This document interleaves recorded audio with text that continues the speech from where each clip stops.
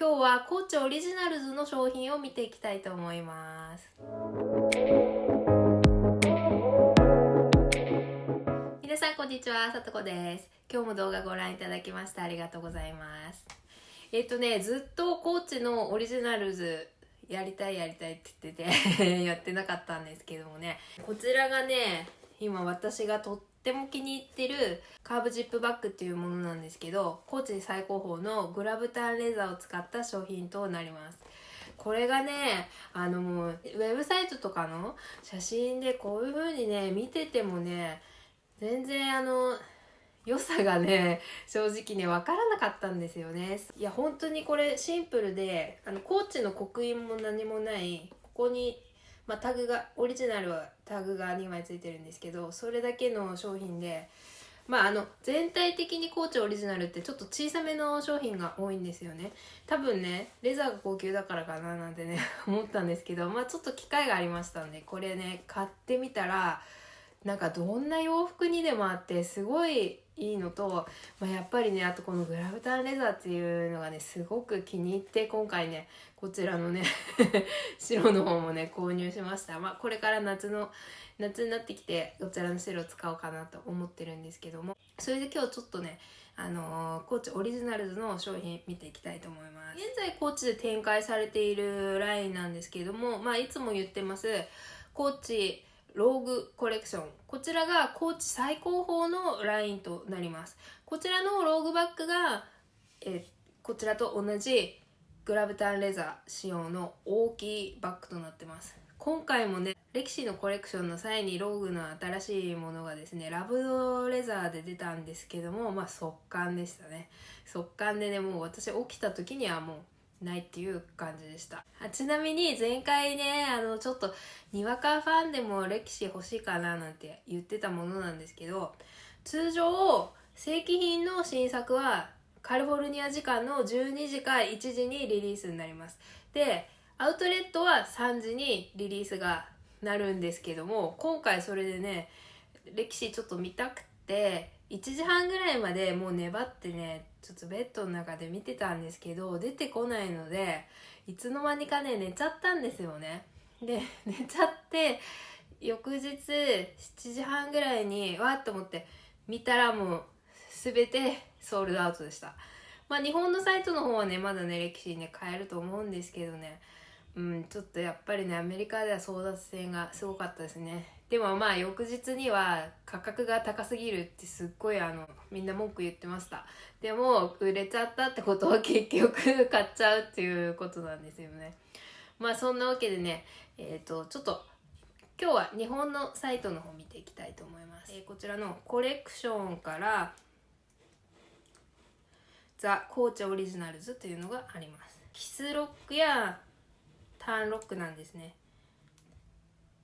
今もうめちゃくちゃ人気が出てるのがこちらね、イーストウエストタイプのキスロックバレルタイプです。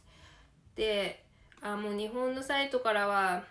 完売になっちゃってますが、これがラブドデニムっていうか、少しちょっとデニムのパッチワーク風で出たものがあってですね、そちらがもうものすごい人気でした。まだねやっぱり今年アウトレットのラブドデニムからデニム人気がねまだ全然止まってない感じです。で今回ね出てるのが、まるでこのジーンズのねお尻のポケットのようなねポケットが2つついてて、そしてさらにトップにもターンロックがついてます。そしてサイドにキスロックというね、これがターンロックハバーサックバッグというもので11万円です。これちょっとこのサイドのキスロックはちょっといらないかなっていう感じですけれども、もう好きな人にはたまらないんでしょうね。サイズ感はねすごくいいと思います。サイズ感すごく良くて、この長方形のシェイプが保たれてるっていうのもねすごくいいと思います。はい。で現在またねこういうねジャッカードのシグナチャー柄がね昔のコーチが好きな人たちにものすごい人気なので、これがねまたねちょっと本当に見た感じヴィンテージっていう感じがするんですけど、これがねちょっと流行り始めてますね。はい。でこちらスインガー20番です。こちらのね私のねクリスタルは取っ手の部分がレザーではなくてチェーンなんですけど、こちらのスインガー20はレザーで、そしてこの本体部分もグラブタンレザーで、とってもねいいものだと思います。でですね、今こちらね、コーチオリジナルズカタログプリントシルクバンダナっていうものが出てるんですけど、こちらにね、このオリジナルでリリースされたバッグのね、一覧がね、見えるんですよね。はい、これスインガー20、キスロックとかですね。はい、これハンプトンズです。今、先ほど見ていただきましたキスロックのバレルバッグ。今ね、ほとんどね、このターンロックですよね。ターンロックがすごく主流で流行ってます。で、これも、このオリジナルズも、新作でパッと出て、特にこう出ますとかそういうのがなくて、いつの間にやらパッて出てきて、そしていつの間にやら売り切れたらもう終わりっていう感じなのでね、結構ね、なんて言うんだろう、バレてないって言ったらおかしいんですけど、そんなに大々的に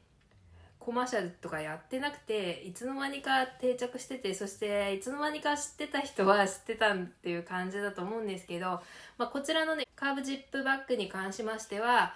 今ね人気のね、この間防具の表紙にもなった歌手のオリビア・ロドリゴさんが真っ赤な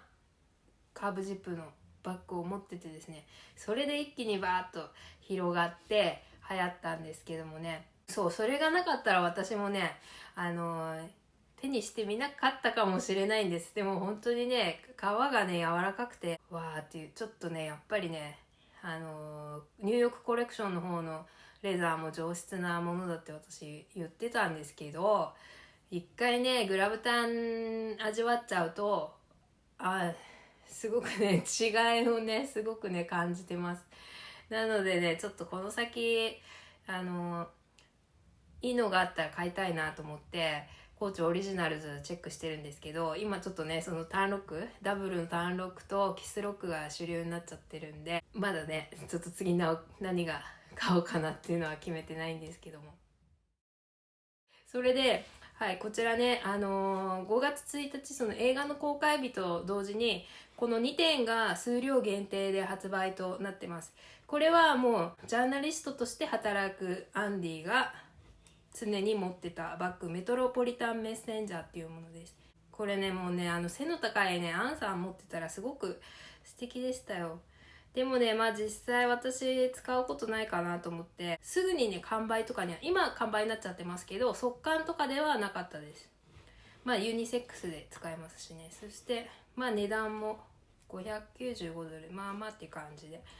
それでこれと同時にこちらのねラージキスロックがリリースになったんですけど、もうこんなん出てたんじゃないっていう感じなんですけど、違いはね、ここがねシルバーなんです。今までのはみんなほとんどゴールドで出てて、シルバーのアクセサリーが好きだっていう方たちが早くシルバー出してくれないかななんて言ってたんですけど、やっとね今回ね、しかも予告なしでみんなメトロポリタンメッセンジャーをチェックしようとしてコーチのウェブサイトを見たらこのキスロックも出てたっていう感じでですね、すごいもうってなってたんですけどもね、これはねショートの方でも言いました。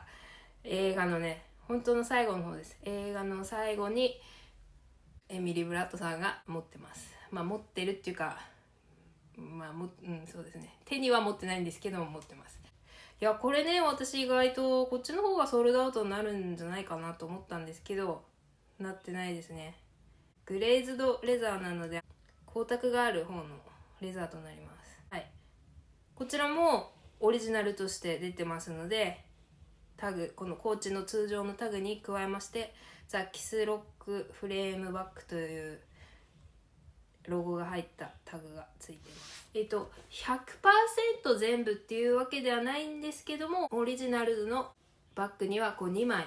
タグがついていて、1枚はコーチのロゴタグで、1枚にはバッグの名前がちゃんと入っているっていう形になります。これは1990年代のアーカイブですっていうことを証明するためにですね、実際に1990年代のものとそっくりなものもあるらしいので、こちらはリバイバルですよっていうのを分かるために2枚つけてるそうです。いやもうね、これめちゃくちゃいいんですよ本当に。このね結構ね薄いんですけど皮が柔らかいので結構ね中身入ります。それでもうこうやって持ってね、この厚みがないっていうのが逆にいいなって私は今そこをなんか発見して、こうもたつかないっていうのがね、そこにすごく興味を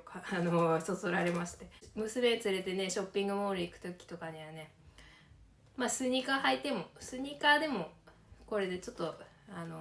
ちょっとカジュアルよりは上の感じかなっていう感じでね、気分よくね持ち歩いてます。はい、ではね、いやこちらのねこういったモデルがまだね売ってる時にねご紹介できればよかったんですけどね、私もねハンプトンズとスインガー20ジャカードで買っちゃったんで、このレザーの良さが知らなかったんですよね。なのでね、まずは1個目をグラブタンレザーのものを買えばよかったなって思ったんですけど、こちらのクリスタルを買ったがためにオリジナルズの良さをなんていうか知り始めたので、まあしょうがないかなっていう感じなんですけども、 Amazon とかでもね見つけましたらリンク貼っておきますので、ぜひチェックしてみてください。それともう一つの私のエンターテインメントチャンネルアメドラブ by USA Living with さとこの方でプラダを着た悪魔2のレビューもやってますので、よろしかったらぜひご覧になってみてください。では今日も動画最後までご覧いただきましてありがとうございました。また次回お会いします。